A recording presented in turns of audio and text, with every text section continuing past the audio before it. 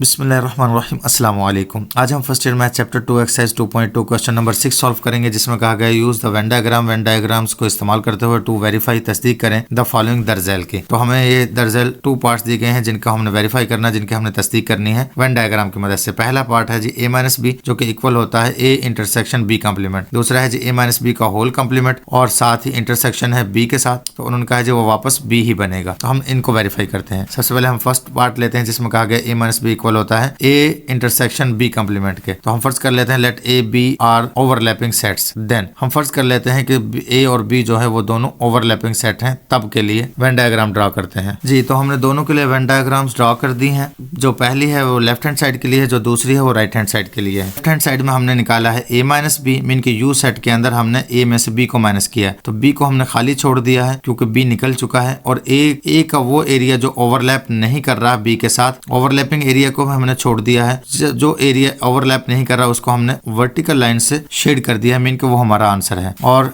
जो right hand side है उसमें से हमने पहले, क्योंकि बी का कम्प्लीमेंट निकालना है, तो बी कम्प्लीमेंट का मतलब है पहले यू सेट लेना है और उसमें से हमने बी सेट को माइनस करना, मीन कि बी निकाल दिया और बाकी जो हिस्सा था उसे हमने हॉरिजॉन्टल लाइन से शेड कर दिया है। तो ये हिस्सा जो था हमारा ये बी कम्प्लीमेंट था, जो हमने हॉरिजॉन्टल लाइंस ड्रा करके शेड किया है। उसके बाद हमने उसका इंटरसेक्शन लिया है जी, जो हमारा बी का कम्प्लीमेंट निकला था ए के साथ, जो डबली लाइन वाला एरिया है वो हमारा आंसर में आ चुका है। तो हम इसके लिए शो कर देंगे since both sides show the same result and the Venn diagram. तो इसमें सेम रिजल्ट आया है, इसमें डबल लाइन वाला एरिया है, इसमें सिंगल लाइंस वाला एरिया है, लेकिन आंसर में हमारे पास सेम आंसर आ रहा है, जिसका मतलब हमने ये तस्दीक कर दी है। और वेन डायग्राम से भी सेम रिजल्ट आ रहा है। Thus A minus B equal to A intersection B complement. Next second part में हमें दिया गया है ए माइनस बी का होल कम्प्लीमेंट, जिसका हमने इंटरसेक्शन लेना है बी के साथ और आंसर बी आता है। तो सबसे पहले हम लेफ्ट साइड के लिए देखते हैं जी, let A B are overlapping set. फर्ज कर लेते हैं हम ए और बी जो है ना दोनों ओवरलैपिंग सेट हैं। तो अगर हम a माइनस बी करेंगे तो हमारे पास इंक्लाइंड लाइन आई है, वो वाली लाइंस हमने a सेट में लगाई हैं, ड्रॉ की हैं, तो वो हमारा a माइनस बी का आंसर है। इनके जब हम a माइनस बी निकालेंगे तो a में से हमने b को निकाल दिया है, तो जो हमारा आंसर आया था उसको हमने इंक्लाइंड लाइंस लगाकर शो कर दिया कि हमारा आंसर था। उसके बाद हमने